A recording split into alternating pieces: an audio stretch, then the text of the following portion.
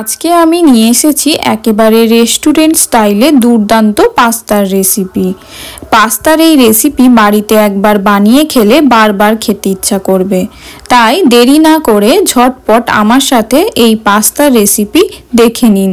রেসিপিটি ভালো লাগলে পরিবার পরিজনের সঙ্গে শেয়ার করতে ভুলবেন না কিন্তু। নমস্কার বন্ধুরা, পিঁয়াজ হেসেলে আপনাদের সবাইকে স্বাগত জানাই।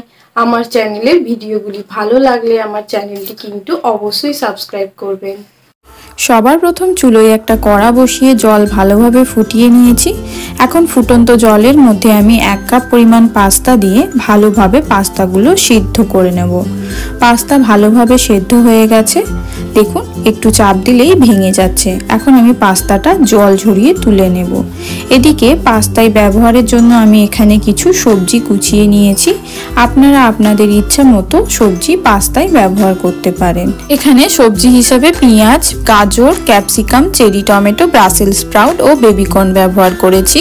এখন আমি 1 কাপ পাস্তার জন্য সব রকম সবজি মিলিয়ে 1 কাপ সবজি ব্যবহার করেছি। এখন সবজিগুলো ভাজার জন্য চুলোয় একটা কড়া বসিয়ে দিয়ে দিচ্ছি 1 চামচ পরিমাণ বাটার।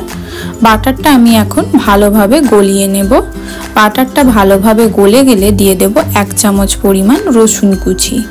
রসুন কুচিটা কিন্তু এই রেড সস পাস্তা তৈরিতে অবশ্যই ব্যবহার করবেন।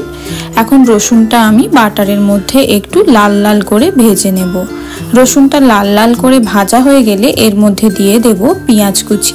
পেঁয়াজটাও আমি একেবারে ছোট ছোট টুকরো করে কুচিয়ে নিয়েছি। পেঁয়াজটা এখন আমি বাটারের মধ্যে 1 থেকে 2 মিনিট একটু নাড়াচাড়া করে নেব, যাতে পেঁয়াজের কাঁচা গন্ধ পুরোপুরি দূর হয়ে যায়। এরপর আমি এর মধ্যে ক্যাপসিকাম ও টমেটো বাদে সমস্ত সবজি অ্যাড করে 1 থেকে 2 মিনিট নাড়াচাড়া করে নেব। এই পাস্তা রান্নার ক্ষেত্রে সবসময় খেয়াল রাখবেন সবজিগুলো যেন একেবারে পুরোপুরি সেদ্ধ না হয়ে যায়, সবজির মধ্যে যেন একটা ক্রাঞ্চি ভাব থাকে। এখন আমি এর মধ্যে ক্যাপসিকাম ও টমেটোটাও অ্যাড করে দিলাম। এখন আমি সমস্ত উপকরণ একসঙ্গে একবার ভালোভাবে নাড়াচাড়া করে নেব। এই পর্যায়ে এর মধ্যে অ্যাড করে দেব স্বাদ অনুযায়ী লবণ। আপনাদের যদি এই পাস্তার রেসিপি ভালো লেগে থাকে আপনারা কিন্তু অবশ্যই আমাকে কমেন্ট করে জানাবেন। তার সাথে আরও নতুন নতুন রান্নার ভিডিও দেখতে হলে আমার চ্যানেলটি কিন্তু অবশ্যই সাবস্ক্রাইব করে যাবেন। পাস্তার জন্য সবজি সমস্ত ভালোভাবে সটে করা হয়ে গেছে। এখন আমি এর মধ্যে অ্যাড করে দেব প্রয়োজন মতো গোলমরিচের গুঁড়ো। গোলমরিচ গুঁড়োটা শেষের দিকেই অ্যাড করবেন, না হলে গোলমরিচের পুরোপুরি ফ্লেভারটা নষ্ট হয়ে যাবে। এখন সমস্ত উপকরণ আরও একবার ভালোভাবে একসঙ্গে নাড়াচাড়া করে এর মধ্যে অ্যাড করে দেব পাস্তা সস। এখানে আমি রেডিমেড পাস্তা সস ব্যবহার করেছি। সসটা আমি পুরো সবজির সঙ্গে ভালোভাবে একবার নেড়েচেড়ে মিক্স করে নেব। এই পর্যায়ে দেখবেন এই সবজি থেকে কিন্তু একটা খুব সুন্দর গন্ধ বের হচ্ছে।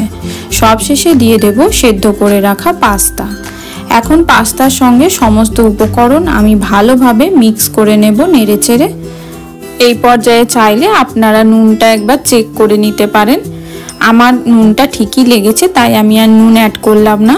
পাস্তা পুরোপুরি তৈরি। এখন আমি প্লেটে পরিবেশন করে নেব। তৈরি রেস্টুরেন্ট স্টাইলে পাস্তার রেসিপি। ভিডিওটি ভালো লাগলে অবশ্যই সাবস্ক্রাইব করবেন।